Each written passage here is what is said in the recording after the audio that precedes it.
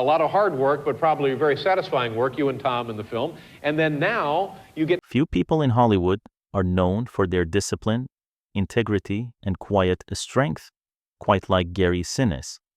For decades, he built a reputation as a man who never spoke ill of his colleagues, a professional who believed that respect mattered more than fame, which is exactly why what he admitted later in life sent shockwaves through the industry. Gary Sinise once confessed that there was one person he truly hated more than anyone else, not because of jealousy, not because of competition, but because, in his eyes, she represented everything he stood against. At 70 years old, with nothing left to prove, Sinise finally stopped softening the truth. "I don't use the word hate lightly," he said. "But sometimes someone crosses a line that can't be uncrossed." This wasn't a headline created by gossip magazines. There was no public scandal, no screaming matches caught on camera. The conflict was quieter, deeper, and far more personal. Because to Gary Sinise, acting was never just a job. It was a responsibility, a commitment to the people beside you, to the story, to the audience who believed the work mattered. And when that commitment was broken, something inside him hardened forever. The woman at the center of this tension was Robin Wright, a respected actress, a Hollywood icon in her own right, but behind the scenes, Sinise believed her attitude poisoned the very heart of the work. What happened between them did not explode overnight. It grew slowly, silently, moment by moment on set. And long before the cameras stopped rolling, the damage was already done. To understand why the conflict cut so deeply, you first have to understand where Gary Sinise came from. He was born Gary Allen Sinise on March the 17th, 1955, in Blue Island, Illinois, a working-class suburb south of Chicago. Not glamorous, not forgiving. His childhood was marked by instability.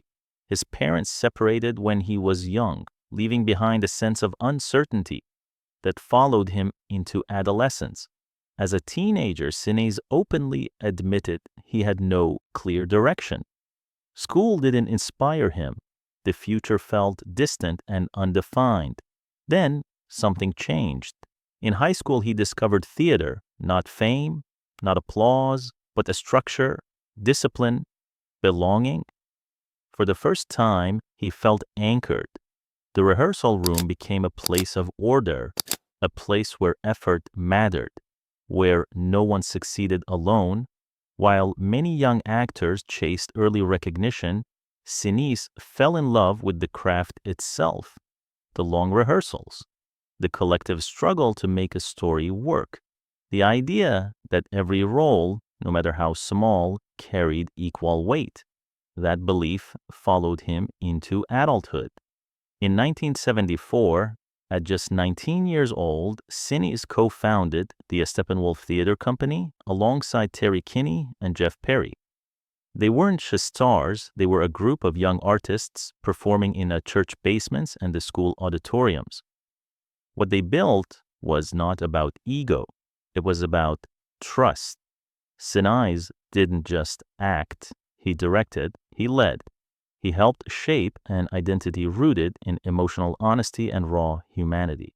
At Steppenwolf, no one was bigger than their story, and anyone who acted otherwise didn't belong. That philosophy became non-negotiable for him. It defined how he worked, how he judged professionalism, and how he measured respect. So when he later found himself on a set where those values felt violated, it wasn't just irritating, it was unforgivable. Because to Gary Sinise, once you commit to a project, you commit to the people beside you. And when someone treats that commitment as disposable, the damage goes far beyond the screen. Gary Sinise never rushed toward Hollywood. Hollywood came to him slowly, almost reluctantly. After years of disciplined work in theater, He transitioned to film with the same mindset he had learned at the Steppenwolf. Show up prepared, respect the process, put the story above yourself. His breakthrough arrived in 1994 with Forrest Gump. As Lieutenant Dan Taylor, Sinise delivered a performance that was raw, restrained, and devastatingly human. Lieutenant Dan was not written to be likable. He was angry, broken, haunted by survival and loss. Sinise didn't soften those edges. He leaned into them. A Vietnam veteran grappling with physical disability, survivor's guilt, and a shattered sense of purpose, Lieutenant Dan resonated deeply with audiences, especially veterans who recognized the emotional truth behind the character. The performance earned Sinise an Academy Award nomination for Best Supporting Actor, but more importantly, it cemented his reputation as an actor who respected the weight of a role. He followed Forrest Gump with films like Apollo 13, The Green Mile, Ransom, Snake Eyes, and Mission to Mars. Again and again, he gravitated toward characters shaped by duty, leadership, and moral conflict. Astronauts, soldiers, law enforcement officers, these were not accidental choices. They reflected what he valued. Later, television brought him renewed and lasting visibility through CSI NY, which aired from 2004 to 2013. As Detective Mac Taylor, Sinise became the moral center of the series. Calm, disciplined, compassionate. Unlike many characters driven by chaos or personal demons, Mac Taylor embodied quiet authority. He believed in justice without cruelty, strength without arrogance.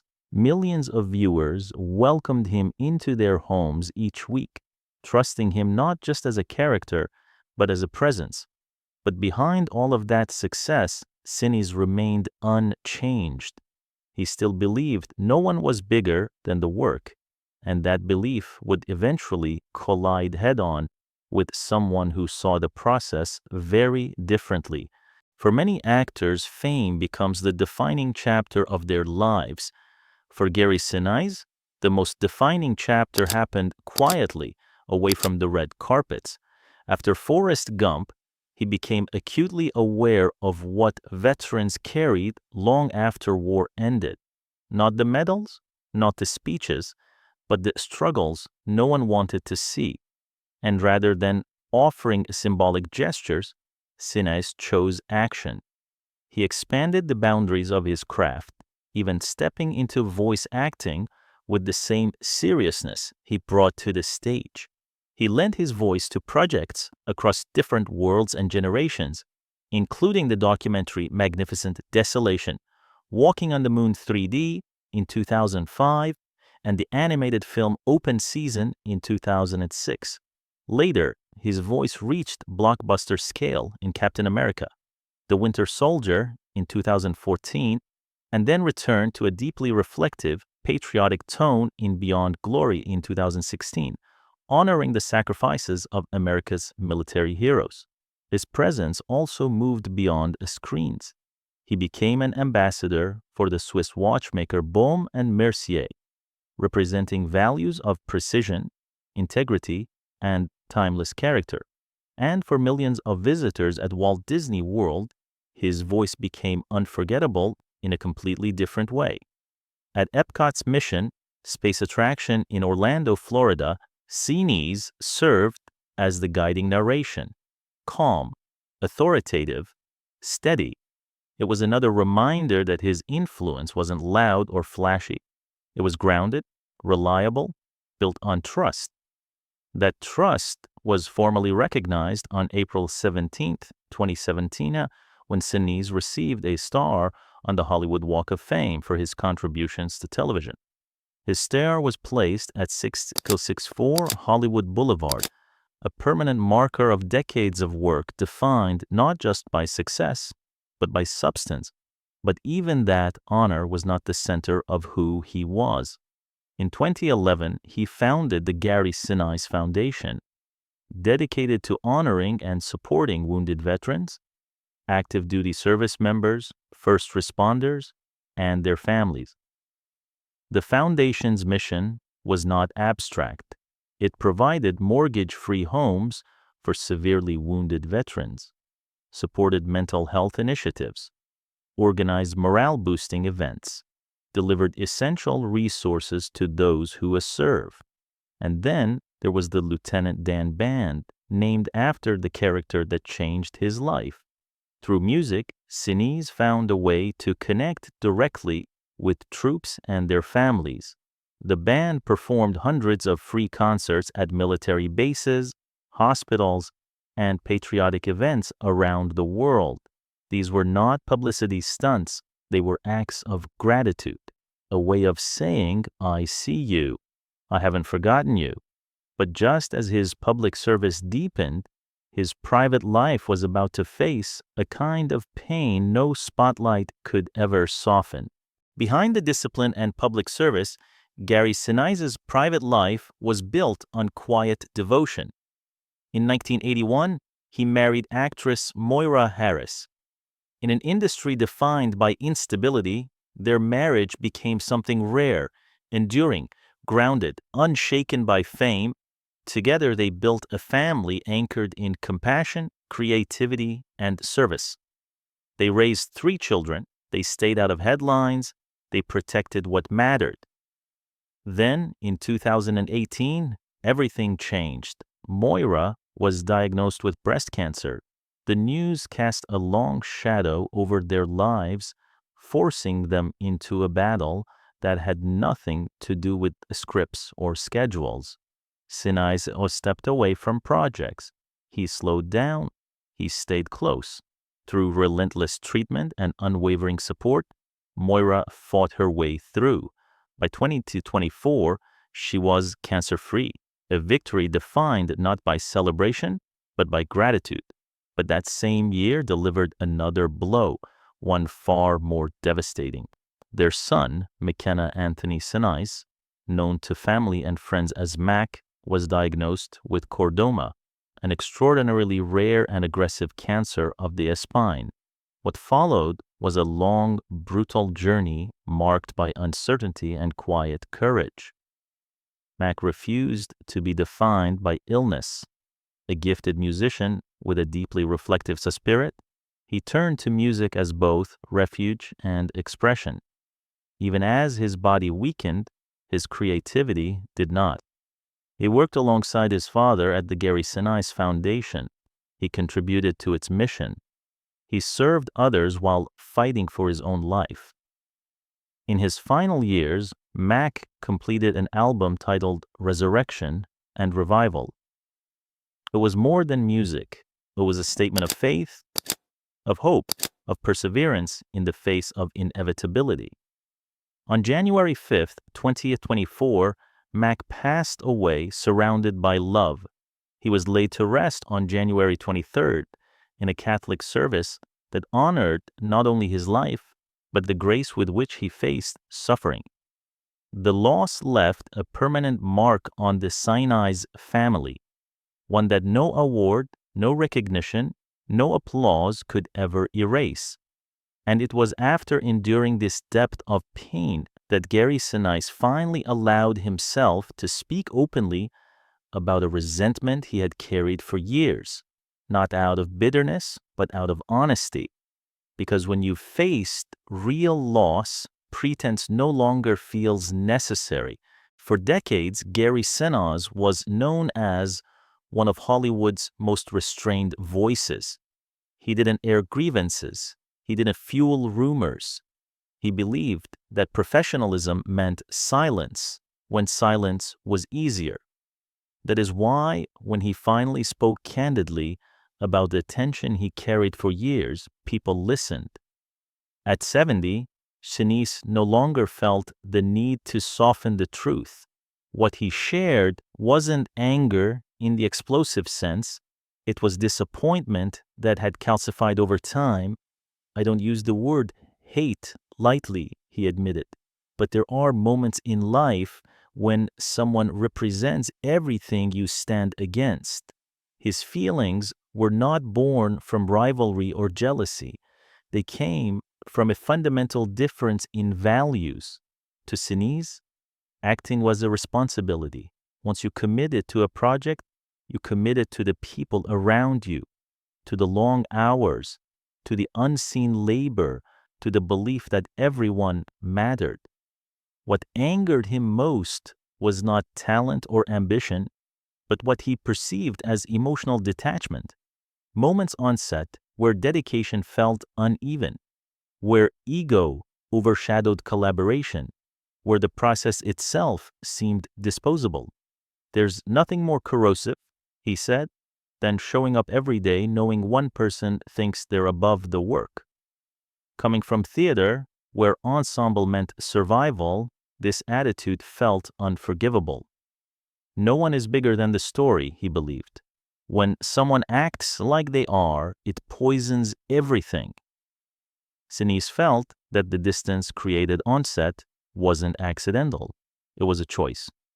You can fake a performance, he said bluntly, but you can't fake respect. Over time, frustration hardened into something darker. He tried to let it go. He told himself it was just a job. But certain experiences leave a residue that time alone cannot erase. Every strained interaction reinforced his belief that their values would never align.